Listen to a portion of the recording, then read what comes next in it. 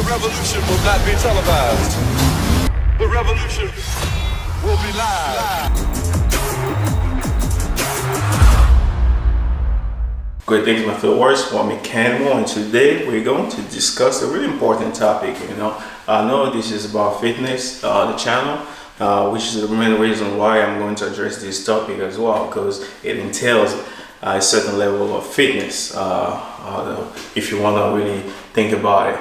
And it's about the veracity or the accuracy of the illness going around the globe right now. A lot of people are still skeptical about the veracity of it, whether it's true or not. You have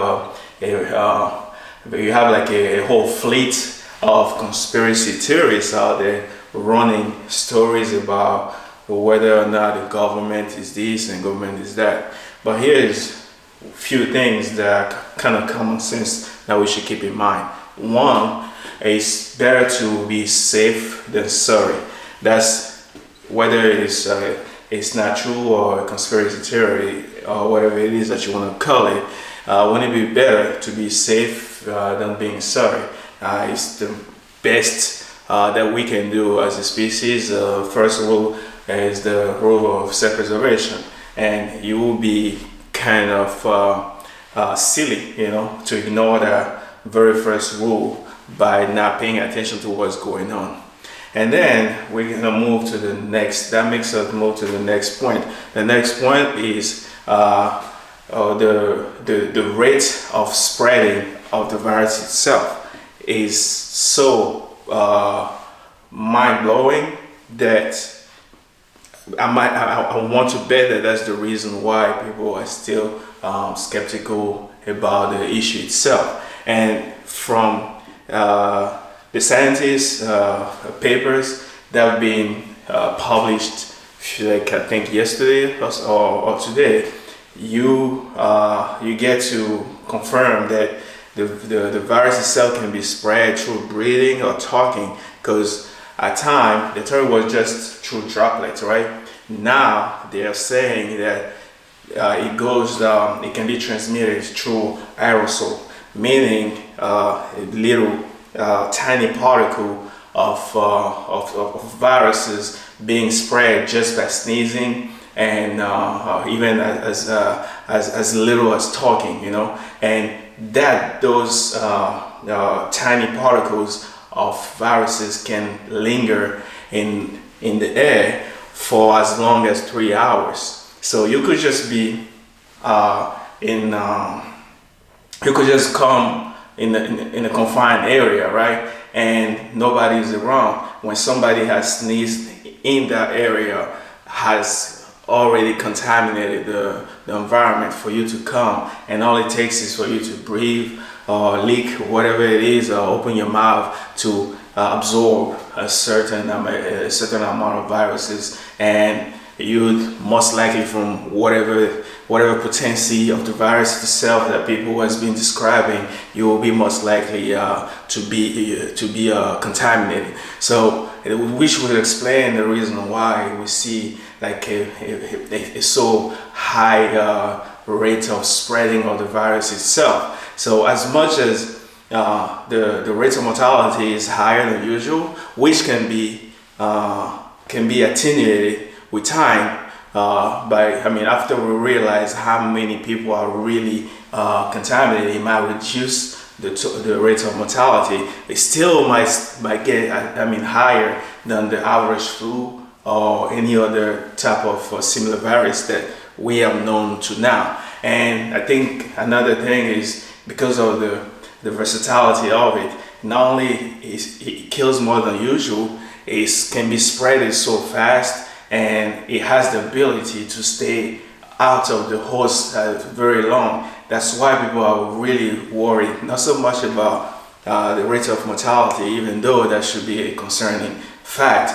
The fact that it can be spread so fast, and that a lot of people can carry it and then transport it to the most vulnerable one, it is something that we should all take seriously. And like I said before, conspiracy theory is one thing, being safe is the second thing. And I don't have any older people around, so I could be one of the selfish one who's like, okay, I'm safe, I'm young, I exercise and all this thing. But you get to realize that the human organism is not what you call, it doesn't go without flaw, right? It's not a fallible entity. You could be that one person that the virus, no matter what it is, maybe you have an underlying genetic condition or predisposition to that being able to latch on one of those protein receptor out there that is so good at taking over, and you just gone just like that, just because you thought you were invincible. So it's just about being smart, right? And not really thinking about, oh, that the government is the whole thing is part of a big scheme of, they're trying to control our freedom and this and that. Okay, let's assume that that's the case. You think that they would only use the virus thing to try to control the freedom and all these things? With all the power that be out there, it would be just easy to just take over and become an autocracy for, the countries that have that have the so-called democracy, right? So don't let yourself be crowded by conspiracy theory ideas and fail to be safe yourself. And we still have so much we don't know about the virus itself. That's why I would still urge that even those of us who feel that we are invincible, we are safe, we should still be mindful to be careful and take as much precaution as possible. I used to make fun of people with the mask, right? With all the new information that's been published lately, that it can be in an environment for as long as few hours, even though you're not in close proximity with somebody who just sneezed or just left an item for you to grab and get contaminated.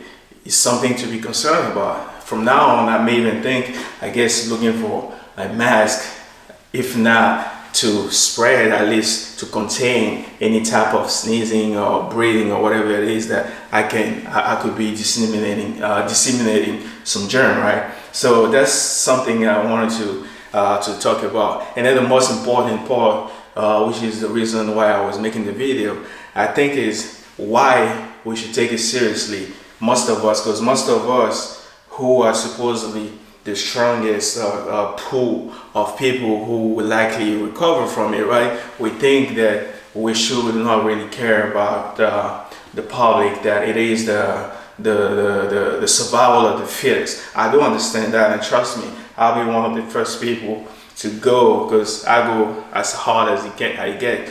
I will be able to survive just by that. The type of person who will not mind pooping in nature, stuff like that, living in the huts. I can go as hard as that. So if it comes down to being as raw or as primal as it gets, because certain people think the society has got so soft and depending on resources that are so available out there, that we got lazy and comfortable. I don't understand that part, and I would urge people from now on to use the example of these silly viruses that kind of turning the world upside down, to take care more of themselves and getting that mentality of hardcore survival of the fittest for the future. And they start by taking care of themselves, do exercise. People tend to think that it's just some cliche. It is very true. Exercise will save you a lot of headache. And if by any means something was to happen, it is what it is. At least you try your best. But exercise the least you can do. Second will be eating better, and it can be reversibly shifted. Eating better, and because you don't have to have the cleanest eating, but eat better, man. Eat better, because obesity is just so overwhelming, in Western society. I have a hard time understanding why people have a hard time really take a hold of their life. I understand we all built differently. It's the same thing. Some of us are mentally stronger and have a better willpower, but still, try your best to do something about it. And then rolling back to those of us who tend to have a higher ability to survive, please, we owe to society, right, to do the right thing and abstain ourselves from spreading as much as possible the virus, even if we were to survive ourselves, and we won't worry. And again, it's just like, I mean, as a general rule, some of us may still succumb to the condition itself. And then, if you, I mean, to go further and for further illustration, I want to refer to, you know, we have the idea that the top 1%, right? The top 1%, the elite running the globe, having all the wealth, and we at the bottom, we're suffering, we have a hard time getting up there, right? So let's use that analogy and think of ourselves, the pool of people who have a 80% chance of survival. We are top 1% in this epidemic, right? Because most people are just not doing what they need to do to stay fit. So even though we are poor, right, in a financial environment, and we are crying for the top 1% running the world to dictate all the rules and keeping us at the bottom, wouldn't it be a good idea for us to do what we want the top 1% to do for us? We facilitate means for us to ever have a chance, you know, to reach that top, you know, that top in our lifetime. I want us to lose that same analogy, to use the same energy of us complaining about the top 1% that keep all the, I mean, all the gatekeepers, and you know, and are quick to cry socialist whenever you are asking for just the most basic stuff, you know, as much as healthcare, stuff like that, you know. And like I said, again, it's not to politicize the thing. I just want us to use the same analogy, because if you really go deep into the topic, you understand that there's no side actually. It's just about doing the human thing, the right thing. And in this epidemic environment, in this epidemic or pandemic environment, I'm considering myself a top 1%. Yeah, and I'm willing to do the right thing to help those people who don't have the ability, you know, to survive if it comes down to worse. So this is the main topic of the video that I wanted to embrace, and I hope all my fellow warriors out there are keeping it safe. Yeah, doing the right thing, getting a little squad here, lights, and the deload continues, man. Like, I'm taking this time mostly to make videos about instructional videos, and I keep my my running up, and that's about it.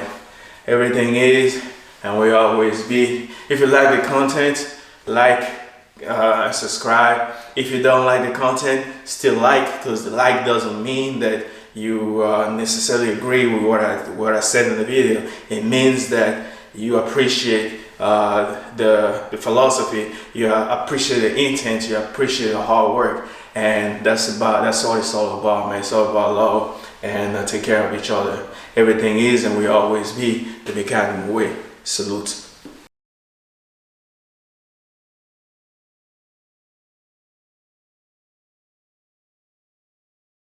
The revolution will not be televised. The revolution will be live.